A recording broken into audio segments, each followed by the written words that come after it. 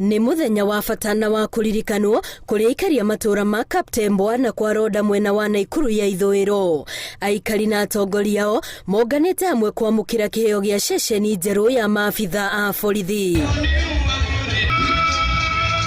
Aikari a gĩcigo gĩkĩ makoretwo magĩikara matarĩ na thayũ nĩ kwagagio nĩ ekinaĩ na maabitha a borithi kuma icigo-inĩ ingĩ nĩo mangĩretĩkire mbu yao. Mkiangalia hii area ambayo ni ya Nakuru West, munakuta ni somehow asram, na hizi saramu ziko highly populated.